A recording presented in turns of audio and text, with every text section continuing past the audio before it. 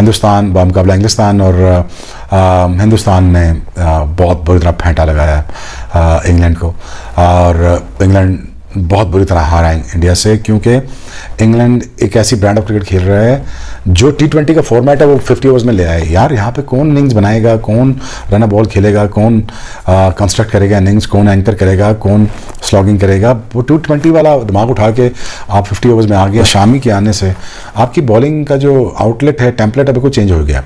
I think Shami is a great sport. आज तो बिल्कुल अंधा कर दिया शामी ने। की टीम जो है आराम से ये सीरीज हार जाएगी सर, मैंने आपको बोला। No, like is it for real कि ये क्रिकेट किस तरफ जा रही है, और ये भारत के क्रिकेटर्स क्रिकेट को किधर लेके जा रहे हैं, और बड़ा मुश्किल हो जाएगा पूरी दुनिया के लिए इनको कैच करना। ये है प्रोग्रेस, ये है सिस्टम की कामयाबी।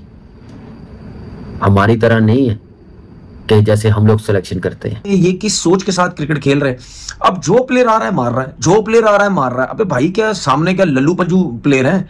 मतलब दुनिया की जिस भी टीम से मैच इंग्लैंड की टीम खेलती है, क्या लल्लू पंजू है, क्या है, जाहिल है, क्या पागल के बच्चे हैं, कौन है? मतलब उनको क्रिकेट नहीं खेलनी आती, उनको पता नहीं है बॉलिंग करने का, या कौन लोग हैं वो?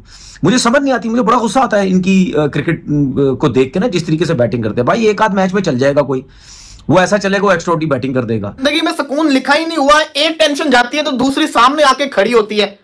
यहाँ पे अभी थोड़ा सा सुकून की राह मिल रही थी कि शायद जसप्रीत बुमराह 23 तारीख को पाकिस्तान के अगेंस्ट मैच में ना हो, बल्कि ये तो नजर आ ही रहा है कि नहीं होगा। थोड़ी सी राहत मिल रही थी कि चलो इस दफा नहीं इंडिया को छोड़ेंगे, बुमराह नहीं होगा, अब मजा आएगा। मतलब कि बुमराह अगर होता तो हमारे बल्लेबाजों ने तो वैसे ही डट के आउट हो जाना था, बुमराह नहीं होगा तो देख लेंगे। यहाँ पे थोड़ा सा सुकून की सांस क्या लो, अगले ही लम्हे कोई नई बला आ जाती है सामने।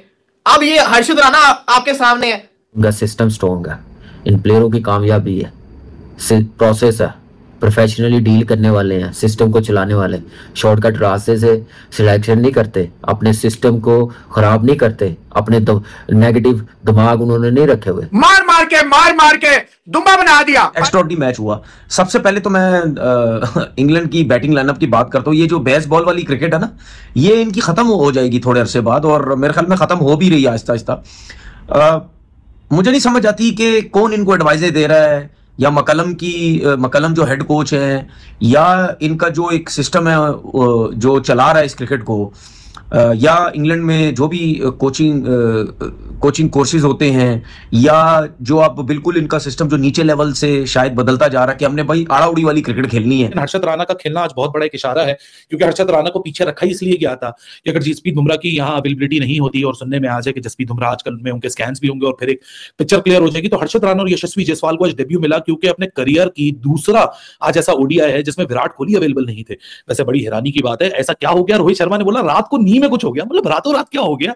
कोई साजिश तो नहीं लेके पहुंच गया विराट के पास, नीज अपनी खराब कर लो। याद है ना 2022 में अवेश खान को बुखार हुआ था, भाई विराट को ना बुखार करवा देना, वो भी बहुत इंपॉर्टेंट है। बट ऑल इन ऑल जिस तरह इंग्लैंड ने आगाज किया था ना, एक ताबड़तोड़ इंग्लैंड का आगाज था।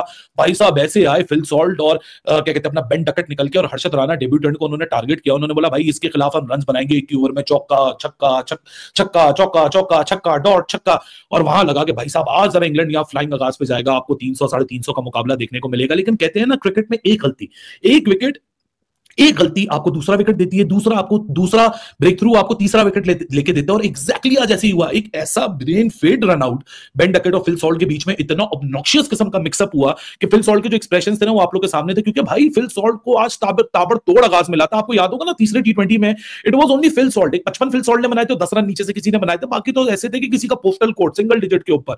सो यहां फिल सॉल्ट की जो एक्सप्रेशंस थे वो गलत नहीं थे, क्योंकि 90 ओवर के अंदर 75 रन लग चुके थे। फिल सॉल्ट 26 डिलीवरी से 43 रन के ऊपर थे, ऑलरेडी 3 छक्के 5 चौके वो मार चुका था, साथ में बेन डकेट भी बड़ा जबरदस्त आगाज कर रहा था। लेकिन हर्षद राणा शुरू में बिल्कुल एक्सपेंसिव हुआ, लेकिन एक यंगस्टर की खुशी की बात मुझे ये लगी कि वो बंदा रेडी था उस चैलेंज के लिए। He was ready to grab those chances. उसको पता था कि भाई अपनी लाइन और लेंथ के साथ कंसिस्टेंट रहना, अपना जो प्लान में मैनेजमेंट के साथ डिस्कस करके लाया हूं उसकी कंसिस्टेंसी को यानी खराब करना। अब हर्षद राणा को आपने देखा back of the line deliveries के ऊपर वो लगा रहा। जिंदगी में सुकून लिखा ही नहीं हुआ, एक टेंशन जाती है तो दूसरी सामने आके खड़ी होती है। यहाँ पे अभी थोड़ा सा सुकून की राह मिल रही थी कि शायद जसप्रीत बुमराह 23 तारीख को पाकिस्तान के अगेंस्ट मैच में ना हो, बल्कि ये तो नजर आ ही रहा है कि नहीं होगा। थोड़ी सी राहत मिल रही थी कि चलो इस दफा नहीं इंडिया को छोड़ेंगे, बुमराह नहीं होगा, अब मजा आएगा। मतलब कि बुमराह अगर होता तो हमारे बल्लेबाजों ने तो वैसे ही डट के आउट हो जाना था, बुमराह नहीं होगा तो देख लेंगे। यहाँ पे थोड़ा सा सुकून की सांस क्या लो, अगले ही लम्हे कोई नई बला आ जाती है सामने। अब ये हर्षित राणा आपके सामने है। इसने 2 मैचेस खेले व्हाइट बॉल के। T20 के अंदर इसने डेब्यू किया, 3 विकेट लेके चला गया। ओडीआई के अंदर इसने डेब्यू किया, 75 के ऊपर 0 था इंग्लैंड, 75 में 0 था भाई साहब, 0, और इसने तीनों के तीनों विकेट लेके चला गया। 77 के ऊपर के 3 आउट हो गए। सोल्ट तो चलो, सोल्ट जो था वो तो रन आउट हुआ ना, उसके बाद डकेट आउट किया इसने, साथ ही साथ इसने हैरी ब्रूक को भी आउट किया। पूरी की पूरी एकदम से लाइनें लगा दी उनकी तो पकड़ के हर्षित राणा ने। क्या आप ये देखें कि इंग्लैंड 75 पे 0 था और 77 के ऊपर इंग्लैंड के 3 आउट हो गए थे। आउटस्टैंडिंग कमबैक किया, और कमबैक करवाने वाला कौन? ये हर्षित राणा। मतलब कि एक टेंशन खत्म नहीं होती, सामने दूसरी टेंशन पहाड़ की तरह जो सामने आके खड़ी हो जाती है कि भाई जितना खुश होना है हो लो, हुन नहीं छोड़ेंगे अपना। अब यहां पे आप बॉलिंग देखो इंग्लैंड का, आप खुद सोचो, जिस टीम ने 75 रन बगैर किसी विकेट के स्टार्ट दिया हो, वो 248 के ऊपर आउट हुआ हो। हालांकि ये बड़ी बैटिंग फ्रेंडली विकेट थी।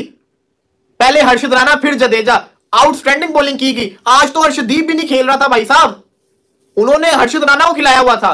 बॉलर है, 145 की पेस से बॉलिंग करना होता है, मुंह के ऊपर बॉल मारना होता है, पेस भी इसके पास है, लाइन और लेंथ भी है। हालांकि इसको सोल्ट ने 26 मारा था एक ओवर के अंदर, फिलिप सोल्ट ने इसको बड़ा फेंटा भी लगाया था, लेकिन उसके बाद वो डरा नहीं। लास्ट ओवर्स में कोई स्टैब्लिश्ड बैट्समैन बचता ही नहीं।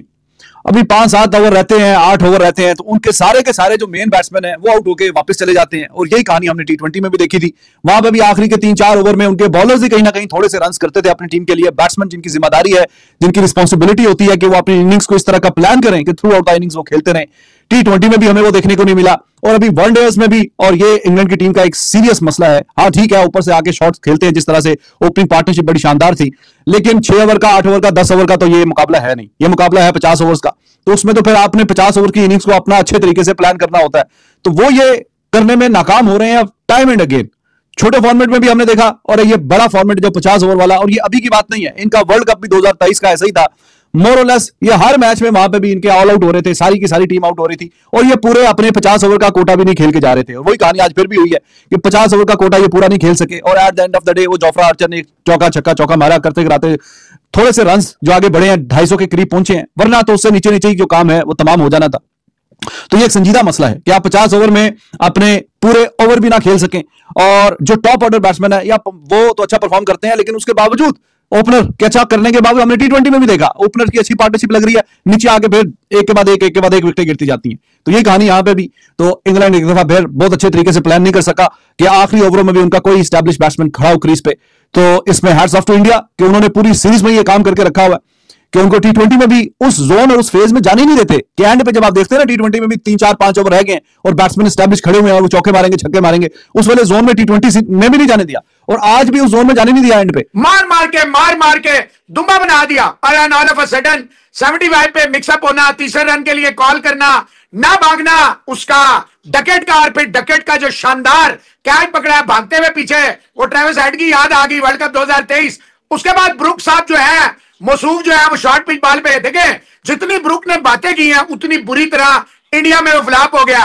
फिर अंपायर कॉल पे रूट जो है उसका आउट होना, फिर अच्छी खासी पार्टनरशिप लग गई थी और ठीक जा रहे थे। उसके बाद फिर एक एक करके बटलर के 50 आई है, बेहतर एंड तक खड़ा रहा, लेकिन वो भी फिर आउट होके चलता बना। अंपायरिंग बहुत ही सब स्टैंडर्ड थी, बार बार जाके रिव्यू पे आउट लो या गलत आउट दे दो। उसके अलावा हर्षित राणा तो जनाब जितना भी सोचे, 26 रन एक ओवर में देके उसके बाद के 6 ओवरों में 7-8 ओवर उसने किए हैं, तो 52-53 रन 3 विकेटें। It's like a dream type of a debut. Shami was looking very good, आखिरी ओवर छोड़ के जिसमें 2 चौके 1 छक्का आर्चर ने मारा इसको, हार्दिक को, ही वाज लुकिंग गुड। आज Jadeja was looking very good, 22-23 run 3 विकेटें, 1 मेडन भी है, और बहुत शानदार बॉलिंग किया। ओवरऑल कुलदीप थोड़ा सा रस्टी, और it was very much expected कि आप जब इतने अरसे के बाद, इंजरी के बाद कम बैक करेंगे, तो मोहसिन साहब पहली बॉल से तो आप ऑब्वियसली नहीं हो सकते, लेकिन मैं समझता हूं बहुत शानदार जहां लग रहा था कि इंग्लैंड को 350, क्योंकि ये रेड सॉइल बेहतरीन पैराडाइज है, बैटिंग के लिए एक जन्नत है, और जिस तरह का स्टार्ट था कि 75 विद इन नो टाइम मार के, लेकिन बड़ा शानदार कमबैक है। जय हिंद दोस्तों। तो दोस्तों आपने देखा कि किस तरह से पहले T20 सीरीज में इंग्लैंड को 4-1 से हराया, तो वहीं मतलब 3 मैचों की इस ओडीआई सीरीज में हमने 1-0 से बढ़त बना लिया है। और जिस तरह से भारतीय बल्लेबाजों ने अपना प्रदर्शन दिखाया, शुरुआत में ऐसा लग रहा था कि मतलब यशस्वी जायसवाल और रोहित शर्मा काफी जबरदस्त पारी खेलेंगे, लेकिन मतलब यशस्वी जायसवाल ने आक्रामक अंदाज में तो शुरुआत किया, लेकिन वो अनफॉर्चुनेट आउट हो गए। लेकिन उसके बाद जब कप्तान रोहित शर्मा की बारी आई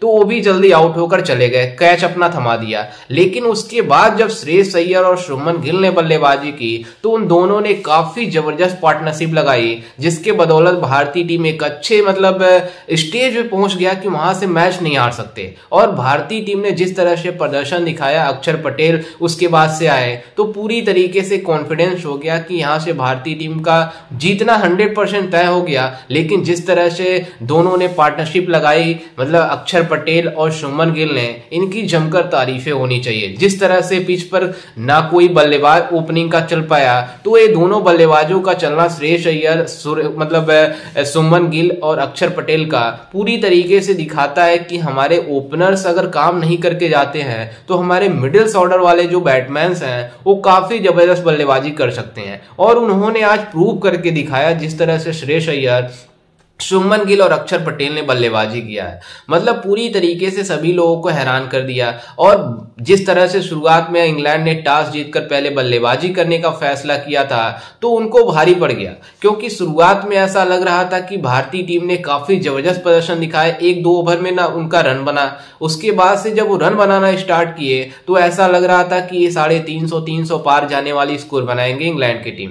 लेकिन जब मोहम्मद शमी ने पहला विकेट लिया, उसके बाद से पूरी पारी लड़खड़ाती हुई नजर आई और पूरी तरीके से इनकी मतलब बल्लेबाजी कोलैप्स कर दी गई। और यहां पर भारतीय गेंदबाजों ने जिस तरह से कमबैक किया, पूरी तरीके से इनकी जमकर तारीफें हो रही है, जिस तरह से पाकिस्तानी मीडिया कर रही है। लेकिन आपको बता दें कि इसमें भारतीय गेंदबाजों का सबसे अहम योगदान सबसे ज्यादा हर्षित राणा का रहा है। और मतलब जो ओपनिंग पार्टनरशिप तोड़ा है, उस श्रेयस अय्यर ने जिस तरह से बाउंड्री लाइंस पे फील्ड करके मतलब केएल राहुल को थ्रो किया, उसके बाद रन आउट कराया, वहीं से मतलब इंग्लैंड की बैटिंग ऑर्डर कोलैप्स हुई। और जिस तरह से मतलब इंग्लैंड के बल्लेबाज कोलैप्स करते हुए नजर आए, पूरी तरीके से इनकी बैटिंग ऑर्डर कोलैप्स कर गई। लेकिन जिस तरह से हर्षित राणा का आज पहला डेब्यू मैच था, यशस्वी जायसवाल का पहला ओडीआई मैच था, तो इन दोनों के लिए काफी अच्छा दिन था, जिसमें हर्षित राणा ने अपने डेब्यू मैच में मतलब जिस तरह से गेंदबाजी कराई है, 3 विकेट झटके, तो वहीं रविंद्र जडेजा जिस तरह से गेंदबाज हैं, जिस तरह के ऑलराउंडर हैं, उन्होंने एक बार फिर से दिखाया कि हम मतलब किसी से कम नहीं है, और वो भी 3 विकेट झटके और पूरी तरीके से 248 रनों पर हमने इंग्लैंड को पकड़ लिया।